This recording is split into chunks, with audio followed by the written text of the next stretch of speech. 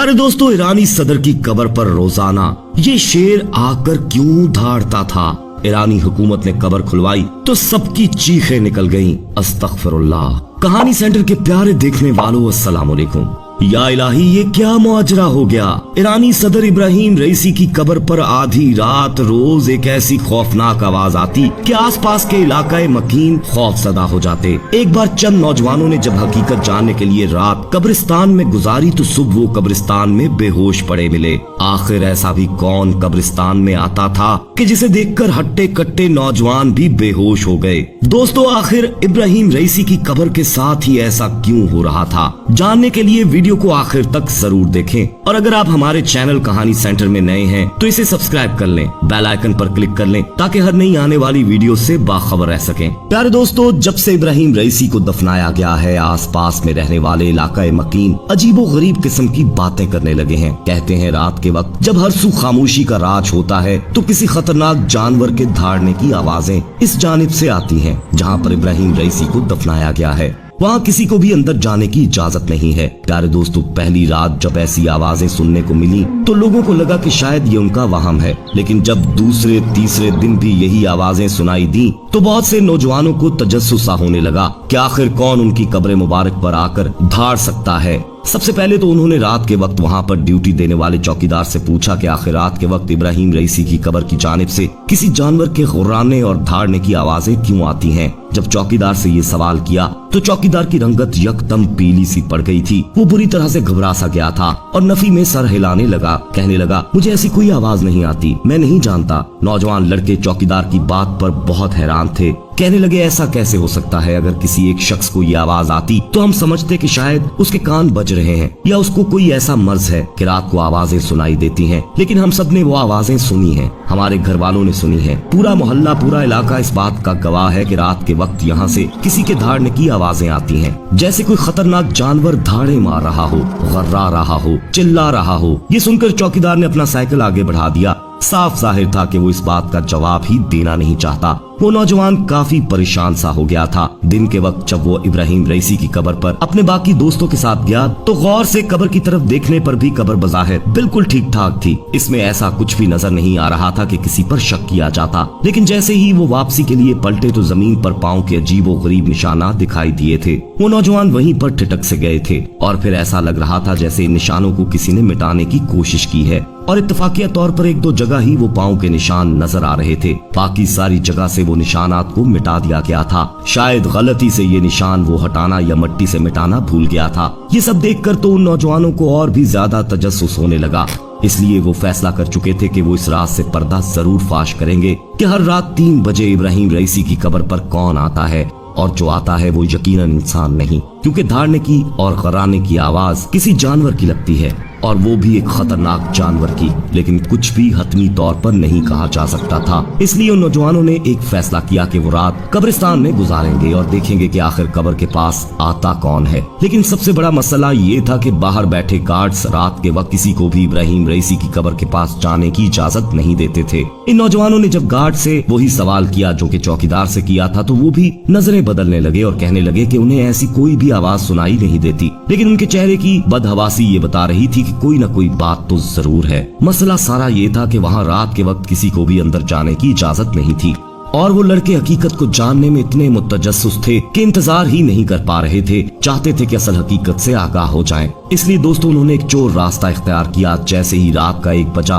वो नौजवान फौरन से कब्रिस्तान की पिछली जानिब चले गए, जहाँ पर बहुत ऊंची दीवार थी और कोई भी शख्स बासानी वहाँ से कूद कर कब्रिस्तान में पहुँच सकता था। लेकिन वो नौजवान अपनी मदद आप के तहत इस दीवार के साथ एक नौजवान को खड़ा करने लगे जो कि इन सब में ज्यादा जानदार था और ताकतवर भी था, और इसके कंधे पर पाँव रखकर दीवार की दूसरी जानिब कूद गए और आखिर में उस नौजवान को भी बाजू से खींचकर अंदर की जानिब फेंकने में कामयाब हो गए। वो सब लोग एक दरख्त के पीछे छुप गए थे जहाँ घुप अंधेरा था। जैसे जैसे रात गुजर रही थी वो तमाम नौजवान अपनी आंखें कब्र की जानिब गाड़े देख रहे थे कि आखिर वो कौन है जो रात के वक्त धाड़ने के लिए यहाँ आता है। लेकिन सुबह के वक्त जब गार्ड्स इब्राहिम रईसी की कब्र पर आए तो वहाँ पर 3 नौजवानों को बेहोश देखा। ये देखकर गार्ड्स भी बहुत ज्यादा परेशान हो गए और ये भी सोचने लगे कि ये नौजवान इस कब्रिस्तान में आए तो आए कैसे। बहरहाल उन्होंने नौजवानों को बाहर निकाला और उनके लवाकिन को बुलाकर उनके हवाले कर दिया। सबके घर वाले परेशान थे। इन नौजवानों को हॉस्पिटल ले जाया गया। कई घंटों बाद जाकर उन्हें होश आया और वो लोग बुरी तरह से खौफजदा थे।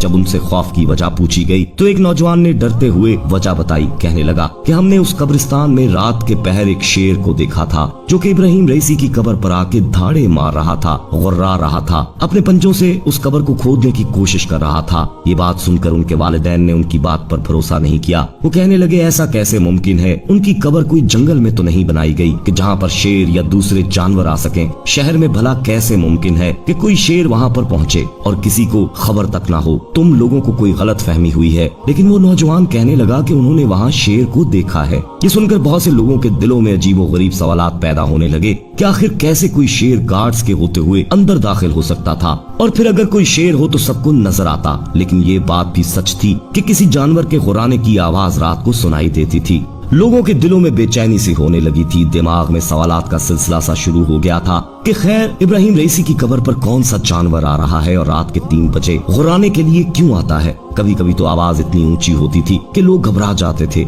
लेकिन ये नहीं कहा जा सकता था कि वो आवाज किसी शेर की है। इन 3 नौजवानों में से बस एक ने ये बताया था कि उसने शेर को देखा है। बाकी 2 नौजवान चुप थे, कुछ नहीं कह रहे थे। समझ में ये नहीं आ रहा था कि कैसे कोई शेर शहरों के बीचों बीच बनी इब्राहिम रईसी की कब्र पर रात को आ सकता है और फिर गायब भी हो सकता है। आखिर इन नौजवानों के अलावा किसी और ने इस शेर की मौजूदगी का एतराफ क्यों नहीं किया। अब तो बहुत से लोगों के अंदर ये तजस्सुस होने लगा था कि आखिर रात के वक्त कौन इस कब्र पर धाड़ता था और क्या वाकई इस नौजवान को वहाँ शेर नजर आया था। अगर शेर था तो बाकी लोगों को क्यों नजर नहीं आया। चौकीदार और गार्ड से भी इसके मुतालिक पूछा गया, लेकिन वो लोग कुछ भी बताने को तैयार ना थे।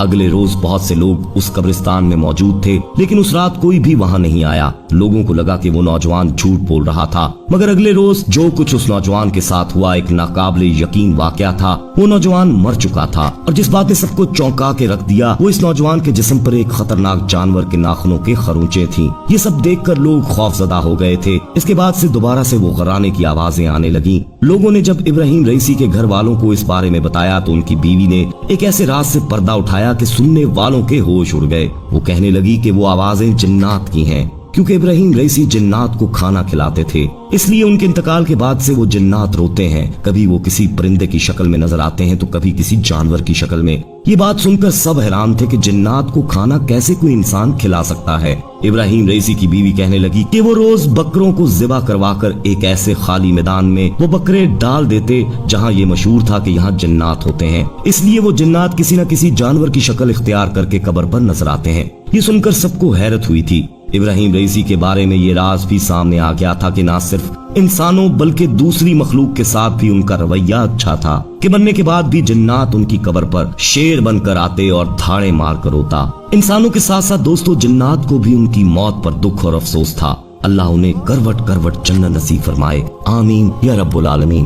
दोस्तों कमेंट में हो सके तो आमीन आप भी लिख दीजिएगा, और अगर कुछ भी कहना चाहें इस हवाले से तो आप कह सकते हैं। वीडियो को लाइक करते हुए दोस्तों के साथ